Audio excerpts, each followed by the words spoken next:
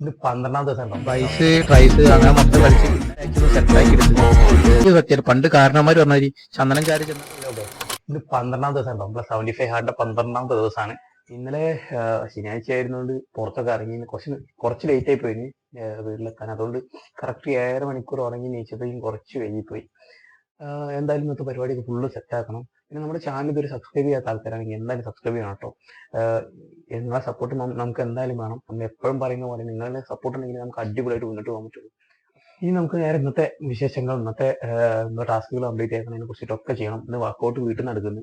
ഞായറാഴ്ച കൊണ്ട് gym open അല്ല. അപ്പൊ എന്തായാലും വീട്ടിൽ നിന്ന് ഫുള്ള് സെറ്റാക്കും. പിന്നെ ബാക്കി എല്ലാ പരിപാടിയും വായിക്കാനുണ്ട്. പിന്നെ യൂട്യൂബിൽ ചിലപ്പോൾ ഷോർട്സ് മാറ്റുമ്പോൾ ഫസ്റ്റ് വീഡിയോ മുതൽ എഡിറ്റ് ചെയ്ത് സെറ്റാക്കി ഇടണം, പെട്ടെന്ന് കാണാനുള്ള എളുപ്പത്തിന്. 75 ഹാർഡ് എന്താണെന്നുള്ളതിന്റെ കൃത്യമായ ഒരു അടിപൊളി വീഡിയോ നമ്മൾ ചെയ്യുന്നതാണ്. അത് നമ്മൾ ഷോർട്സ് ആയിട്ട് തന്നെ ചെയ്യുന്നത്, പെട്ടെന്ന് തന്നെ അത് കണ്ടിട്ട് പോവാം. അപ്പം ഇതൊക്കെ ഒന്ന് സെറ്റാക്കിയിട്ട് ഇന്ന് കുറച്ച് തിരക്കാവും. എന്തായാലും ഒന്ന് ഫുള്ള് സെറ്റാക്കുക ഉറപ്പാണ്. ഇന്നത്തെ നമ്മുടെ ഫസ്റ്റ് ബോട്ടിൽ വെള്ളം കഴിഞ്ഞിട്ടുണ്ട്.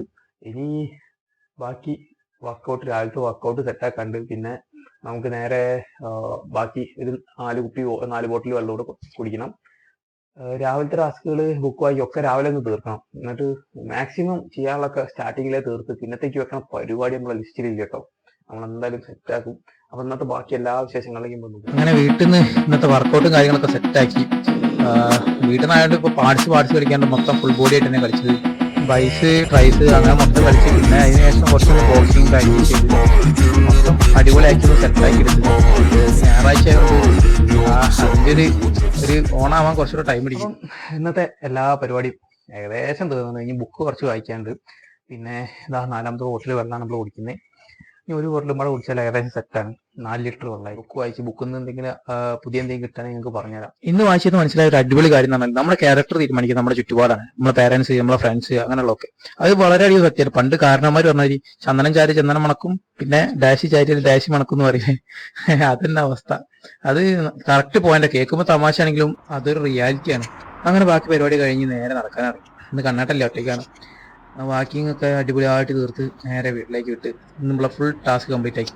അങ്ങനെ വീട്ടിലെത്തി നമ്മളെ ടാസ്കുകളൊക്കെ കൺഫേം ചെയ്യാണ്.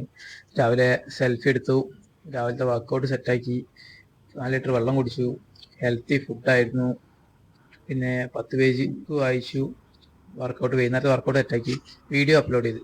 അങ്ങനെ നമ്മുടെ ഫുൾ ടാസ്ക് കംപ്ലീറ്റ് ആയി. എന്തായാലും ഗുഡ് നൈറ്റ്.